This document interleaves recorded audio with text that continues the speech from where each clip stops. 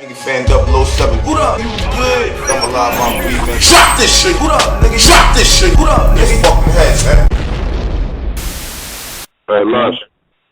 What's good? Hey, Lush, what's going on, man? Talk to us, man. What's going on? What's good, bro? Merry Christmas, ho, ho, ho. What's up? Ho, ho, ho. Merry Christmas, first and foremost, of course. Merry Christmas. We're seeing a whole lot of shit. We see on a whole lot of shit on Twitter and Instagram. A lot of rumors are going around of people not getting paid. Is there any way you can, can you shed some light on some of this so we know what's going on?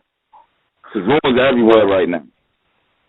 Well, first and foremost, before all that, I just want to thank the entire, angry fan movement for always keeping it a buck. Y'all show love and y'all show your real opinion. So, I appreciate the fact that everybody talking.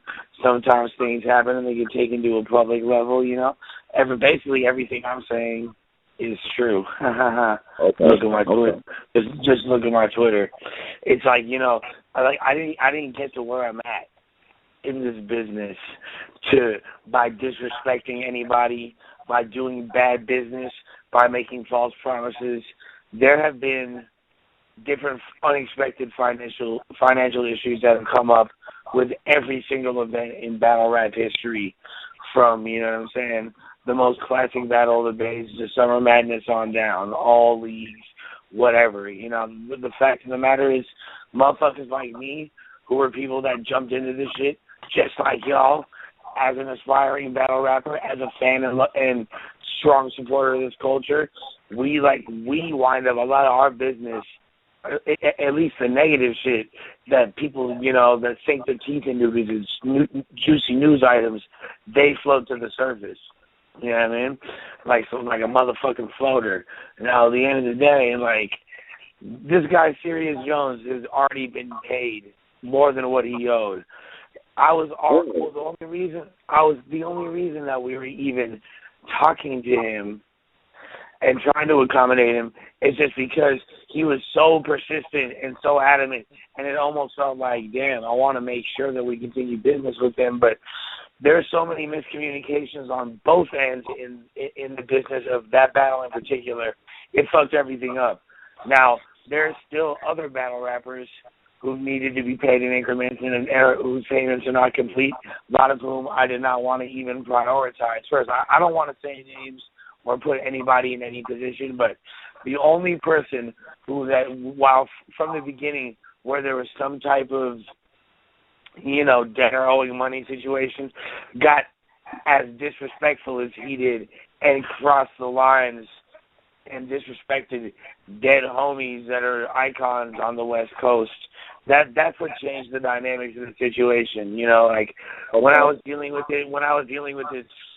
his fake PR manager who was really just a fucking cum dumpster with a fucking iPhone, whoever the fuck that bitch was, she was a lot easier to deal with. You know what I mean? So she wound up getting, when we were paying, the majority of the time is when we were paying, it was going to her and not him directly, because it became so difficult to have him out here. And all I wanted to do last night was have a conversation. And, and I knew in my head that it was this fool's birthday the next day, and it was Christmas, and I was going to try to do something nice, even though I don't technically owe him anything at this point. I was going to link up with him, and this dude was so fucking scary. Just because I had a few people with me, he screamed out the parking lot, out the window of some dirty ass Great Datsun. This will scream out the window, "Y'all playing games," and drives away, dude. I saw the exact same Serious that was wobbly and noodly after fucking Hoffa cracked him in the face. Now, at the end of the day, just let it be known that I respect Serious Jones as an artist. He's a really, really dope MC. So, the whole point of this shit, to even get him on the card, was damn, I was psyched. As an event curator and host, one of my goals was to always fuck with Serious. I mean, he destroyed Jin. This is a dude that destroyed, when Jin was looked at as an indestructible MC at that time, and he had such an incredible Fight Club career. And then the shit that happened to him, when he battled last time, I want him to have a strong return. But this fool Serious before the battle was even announced, before I'd even spoken to him in my life, he's putting announcements out that he's on the card. He's acting so thirsty and so persistent about, on so many levels. He got like, just he took advantage of the lack of communication between us and the company we were working with, Film On or whatever, them fools, that he wound up getting more than he was already owed, and he continued to try to, if anything, like, press me because he thought I could. And then at a certain point, he realized he couldn't anymore. All right, but Lush. All right. So you said that every event there are usually problems financially, but you got to take into effect it's Christmas. Either has came, either has gone. Either really wasn't a success. Either, like, I'm kind of worried about it. I actually like your Boston thing you got going on, but I don't know if people are even going to support you because I'm hearing, like, there's a couple of battle rappers who are old money, and they're very unhappy. I saw the Soros put on Twitter all he wants is for Christmas is money owed to him, and Rum Nitty said you too. I mean, what's going on? I mean, I thought a billionaire was backing you. Like, I'm just being honest. I don't understand how. Yeah, no, that's a great question. That's a great question. You know what pissed me off is the fact that shit even had to go down to begin with, and that's kind of like what I said. I had to learn what it's like dealing with corporate entities, even where you have a contracted budget that's already allocated. They might not want to use it, and they might not ever. You might not even be able to access that money. To be honest with you, what had happened was around the time when we signed the deal to do this event and get all this shit popping in around July or whatever, I was like, fuck. I thought, I'm working with a billionaire right now. I'm finna be on. So that's when you started seeing the real flashy lush that was always there inside but never could afford to express himself pop out. And that's where all the bright colors turned into Ferragamo belts and shit. You know what I mean? Like, but so I was spending my own royalty money for my heart. Like, people don't even realize this, but I have, I'm a recording artist myself, and I'm signed to a label in France that have really, and somehow randomly popped up on a few really, really big hit records that are close to gold in different foreign markets, and I got substantial royalties from them, which I've been using to help fund all these events for all these years, and whatever else I had to do in the meantime, but that's whatever. But at the end of the day, I was spending my own money on this entire event.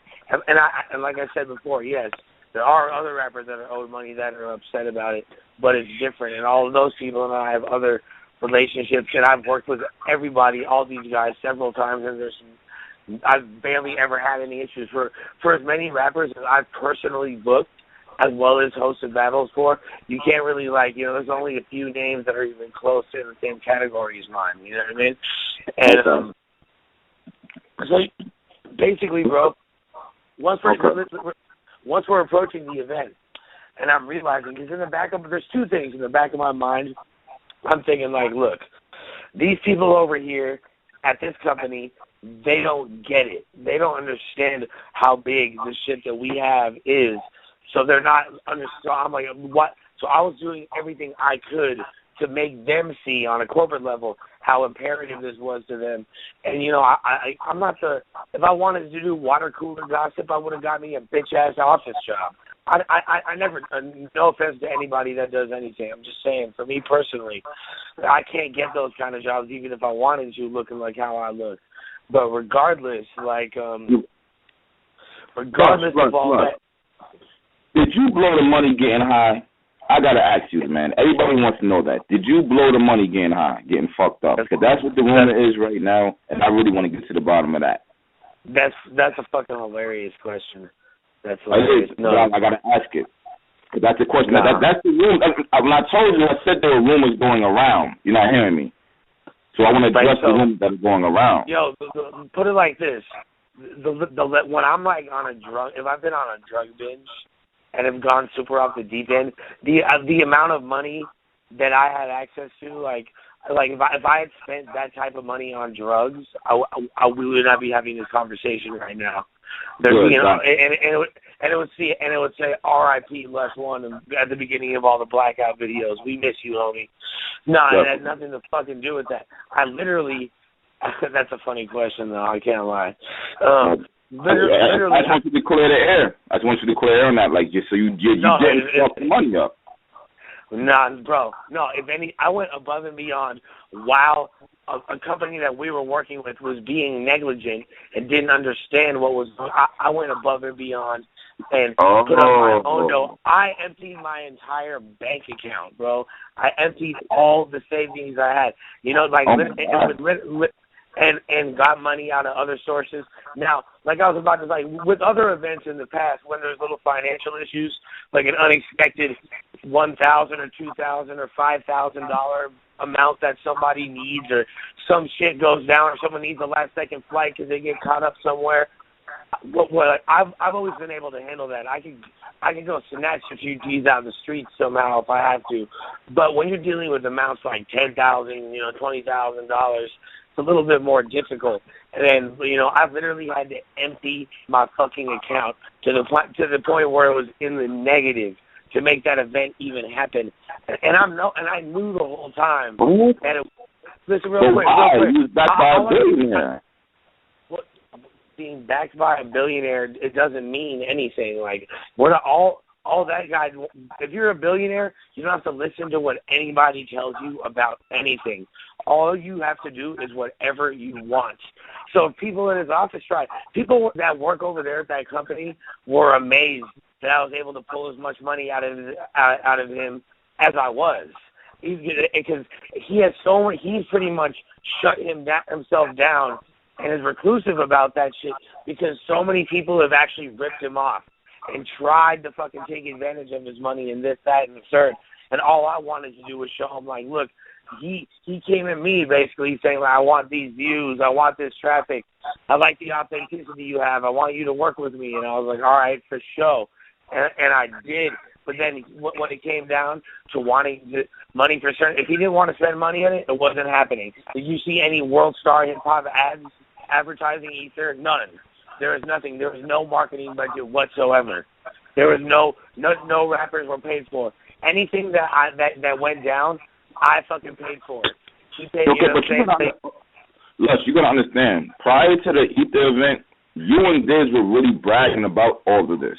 So you can't, like, downplay it now, my nigga. Like, y'all was talking about how y'all was backed and all that shit by the billionaire. What does that have So what does that have to do with the fact? What does that have to do with shit? Hell yeah. Like, there's different times, and it happens in cycles of when you don't realize shit. And also when you're dealing with these rich-ass people, dog, they're all over the world and busy as fuck and damn near impossible to get a hold of.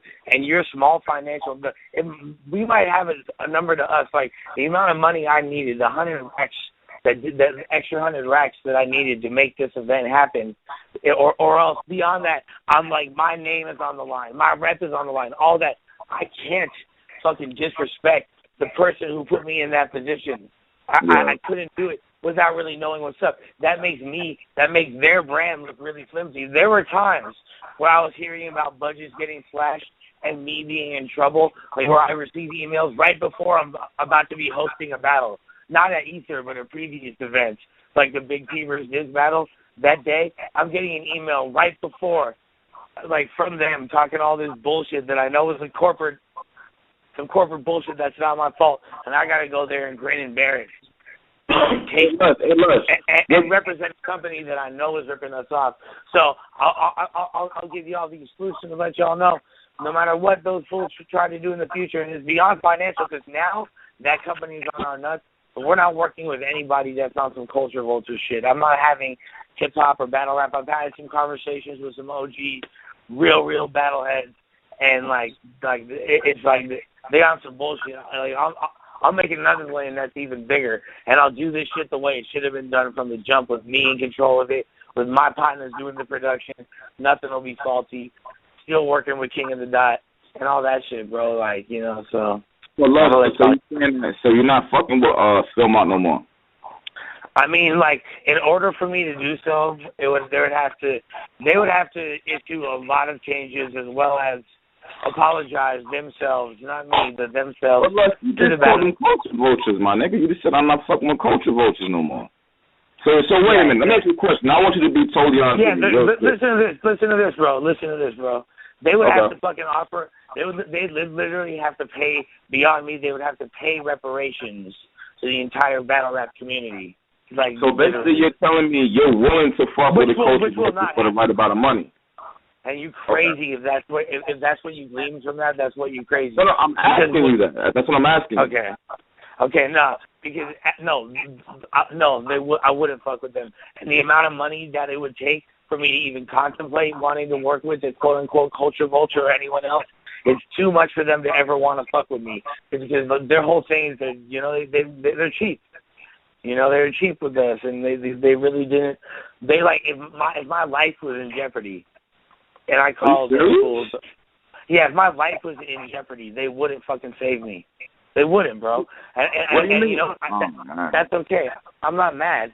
That's just human nature. That's a fucking fast lesson in humanity for everybody in business. And you can't sue somebody that has more money than you and a better lawyer than you, or else you're the one that's going to wind up in debt. Damn. So first off, it sounds like you was fucking with him and I guess there was a mix-up somewhere, and then he stopped fucking with you or something like that? Nah. He's actually still fucking with me hella hard. Okay. I'm just not really fucking with them, to be honest. I haven't really Yeah. They, like I'm saying, like at this point, once the Ether event came around, and it was, in their eyes, from people that don't know like the battle rap culture that like that, it was a huge success because they're throwing hurdles and obstacles at me the whole time, and that's why I was making those office comments earlier, office gossip at the water cooler, because everybody in there was hating on us like crazy, smiling in our face, they're trying to shut us down because number one, they don't want black people in Beverly Hills in the office. They don't want they just don't they're racist. They're pieces of shit. They're racist pieces of shit. And like, let's say you're like a 57-year-old Jewish woman. Okay, wait a minute. No, real quick, please. I'll be real quick. Lush. Hold on, Lush. Bruh. Who's racist, my nigga? Who's racist? The majority of all business owners in the city of Beverly Hills, and including the majority of the staff at the place I work, you know what I mean, which is Film On, and a lot of them. You know what? Fuck all that. I'm gonna get straight to the point. I want to know why people still aren't paid, my nigga. It doesn't make any sense. Maybe if you let me finish a fucking sentence, I'll tell you, bro. My nigga, calm the fuck down, okay? Relax. All right. I'm gonna ask you a question. I fuck with you, relax. Don't do that. I'm asking you a question. I fucked with you too, but it was like I was in the middle of answering it.